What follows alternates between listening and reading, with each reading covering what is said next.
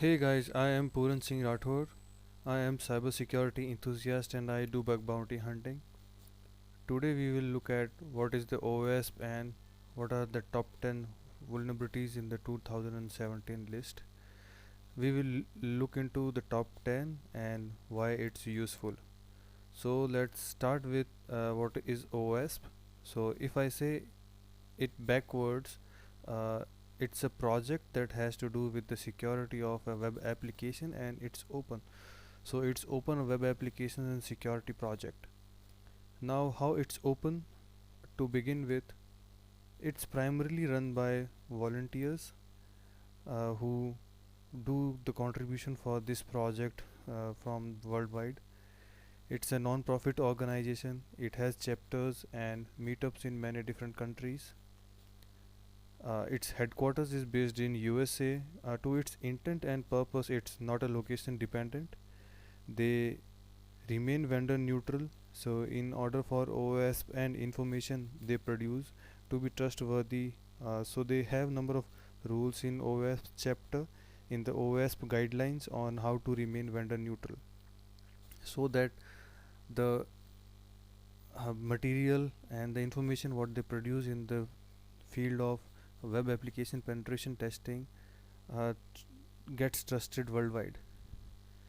There is a lot of data that forms the backbone of OWASP top 10 that comes from relatively small number of companies. They share their data with OWASP, like how common a list of vulnerabilities they found in their testing.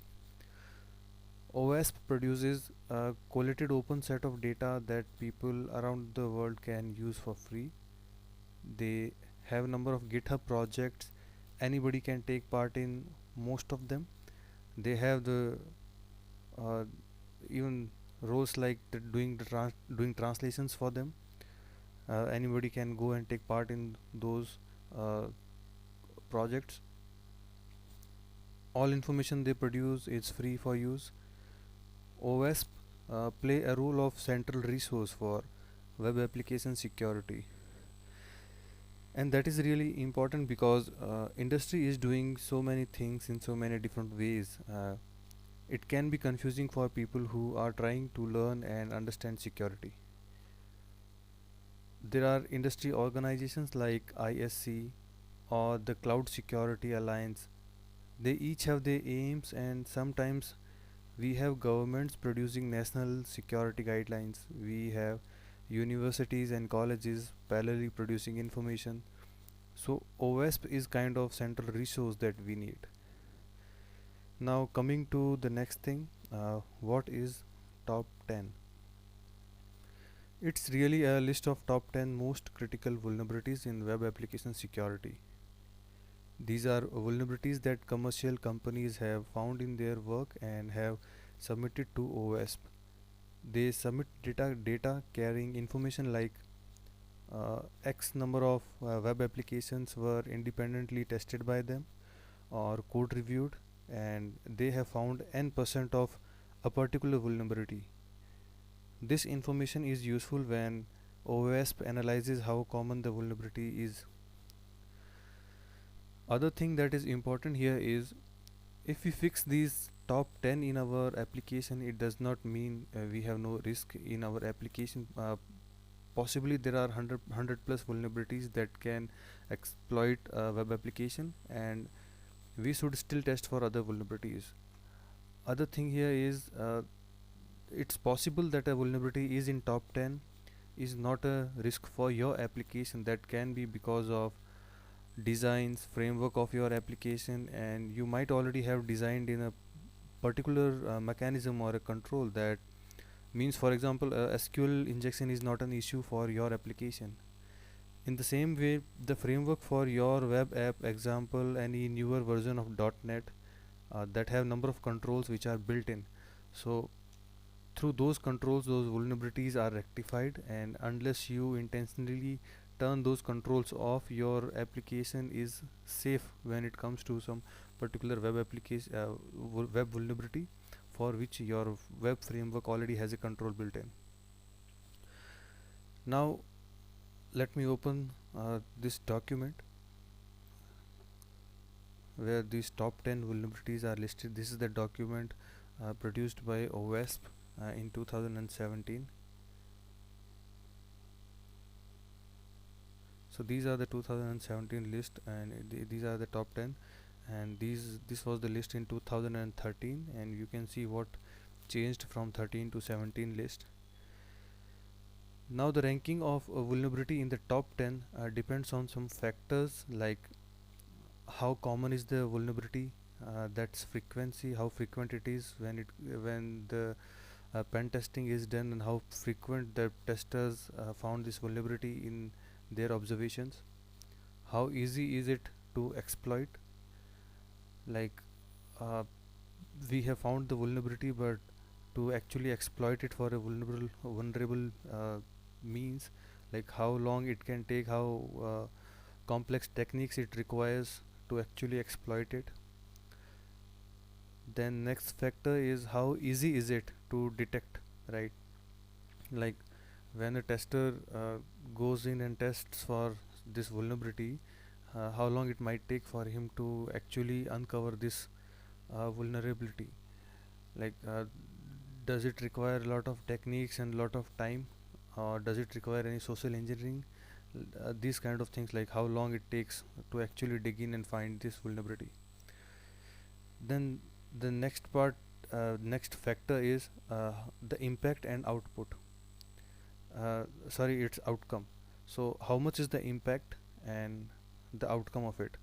Like that can be measured in terms of the technical impact of a particular vulnerability, how much it is. Based on that, the ranking is decided. So business impact is that, though that runs parallelly with the technical impact, but that depends on the web application kind of data it is dealing with, uh, and also the type of, like, the web application, and different type of uh, services they are providing with through that web application. It depends on all those things to come up with the business impact. Now coming to the vulnerabilities which are listed in the top 10. The first one here is the injection. This was also there in the 2013 list, and it's the same that this vulnerability is still appearing in this list, and there are reasons behind it. We will go through those ones when we will be in particular when we will be covering the injections. uh, this is like the SQL injection, which you would have heard about it. Then we have few types of SQL injections, and there are other types like LDAP. So all these things falls under injections. Then the broken authentication. uh, in this, somebody can pretend to be somebody else, and they can use the access maliciously. The next one is sensitive data exposure. So as like it's self-explanatory, if sensitive data is exposed. Then the fourth one is XML, external data entities. This we will cover once we will be talking about this. The fifth one is broken access control. This is to do with authorization, like relevant people should have the relevant access. The sixth one on the list is security misconfiguration. This one is very generic one. Generally, this has to do with the setup of the server and the hosting. Seventh is the cross-site scripting, like XSS cross-site scripting. There are few types of cross-site scripting we will go through. The eighth one is insecure deserialization. Now in the world of APIs, in our, like, more common in our use, we see data get sent across devices, and without trust mechanism we risk deserializing data that an attacker has either injected or modified. That falls under this category. The ninth one here is components with known vulnerabilities. So say you are using some version of CMS or some framework you are using in your application, for which there are known vulnerabilities out there. You go out to the Google, you search for exploit DB, and you go ahead and look for the vulnerabilities for your existing version of the component or the framework or the operating system might be running on your server. you look for it, and if you see there is any known vulnerability for that, so that falls under this category. Then the 10th one is insufficient logging and monitoring. uh, this one is little awkward one because it's not much of a vulnerability, it is more of a monitoring purpose. Because say if there's some DOS attack or uh, some brute force attack on your web application, then there should be a proper monitoring mechanism in place so that you can block out those IPs from where you are getting the attack in, and there should be a proper logging of the events happening on your web application so that we can keep track of things and the events which are happening on your web application. So this is about the OWASP top 10, and if you want you can download this document from the Google OWASP top 10. You can go here, and at the bottom you will see there's the PDF version of it. You can click on it and open it. I have it open with me already. So in this you can see the vulnerabilities which are on the top 10. Then you can see the overview of these vulnerabilities as a short description about them. Then in detail, like what is it and how to prevent it, and the other scoring, like we talked about exploitability, how prevalent it is, how what is the detectability of it is, then the technical or business impact. So these things also you can read from this document. This has different references also, which if you want to get in details about it, and the scenarios, example scenarios, which we can look through here and understand this more better way. So similar information is also available for all other vulnerabilities as well. So this is very useful document and the go-to document when it comes to the top 10.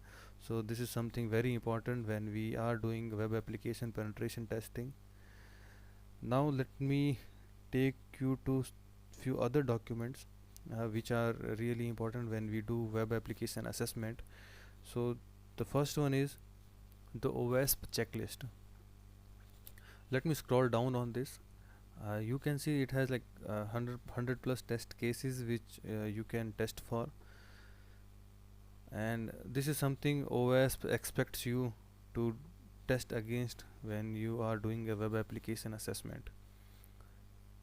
Like take the example of the first one here. You are expected to conduct a search engine discovery and reconnaissance for the information leakage for your web application. You can look for any juicy information on search engines, like any uh, particular file formats like doc dot zip, or if you getting any password files or any important document that shouldn't be out there, or any other information which should not be out there in the public domain but it is. So such type of information you can gather in the search engine discovery. Other things you can do here is like you can uh, figure out what are the subdomains of your application are there, is there any test or dev or any beta version of your application is there online. All those sort of things like you can figure out when you do the search engine discovery. This has also given the list of tools which you can utilize when you are doing this task. These are the tools which you can look through and look for the information for your application. So some of these tools we will cover when we'll come to the demo part. We will see how we can utilize them for our use, and here you can store your results once you are done with the step. uh, like if you have found any information like relevant result status, you can put here remark, and in the summary finding tab you can go there and store your results here. So this is very useful document. uh, it's really like your output will really improve if we uh, test through these documents, because there are a lot of things which we can test for on a web application, and if we do it in a structured way it will be very efficient and effective. So other thing I want to show you here is the, see, each section has a title here. So information gathering, so this is the section which for which these test cases are listed out. So this section is the information gathering. Similarly we have other sections like configuration and deployment management testing, identity management testing, authentication testing, session management testing, authorization testing, all these sections are there for which we can test against using these test names. Now other thing, for each section, if you see these numbers here, OTG info 004, so how they are relevant here, why they are like this. So let me show you this. Let's copy the first one.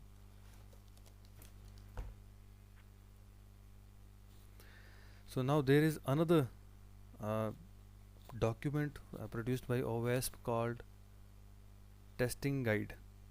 Let me open that. So this is the OWASP testing guide version 4. uh, this has all the details about different uh, testing you can do on web applications for different sections which I just showed you.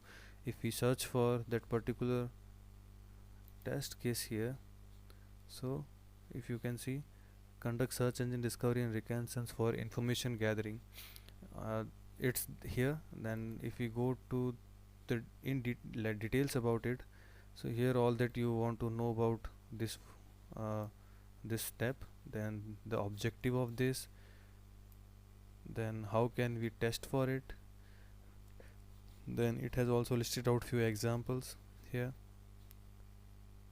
like if your target is the owasp.org, you can search in this way site colon owasp.org, so that only from this domain results will be shown to you, and you can go through the results and see if anything of use you can find. Then there are other tools like search engines and tools which you can utilize to achieve this. So this document is very helpful. So you have a checklist from where you can keep track of the testing you are doing. Then you can map it back to the testing guide, and if you have any doubts about it, you can figure out, okay, what this test case is, how can I test it for, and store your results about it, and then you can move ahead. So this document is really a go-to document when you're doing a web application assessment. Please go through this document, read about it, see if you can find anything of interest and new, and learn more. Like this will really help you when you're doing your web application assessments. So thank you. This is it about the OWASP and OWASP top 10, and these were the useful testing documents which we can use. Next, in our coming videos, we will be talking about different type of vulnerabilities on the top 10, and we'll look for the few examples on them, and then also in later on in the videos we'll go through the stages in the hacking and and in detail about each stage. So that's it. Thank you.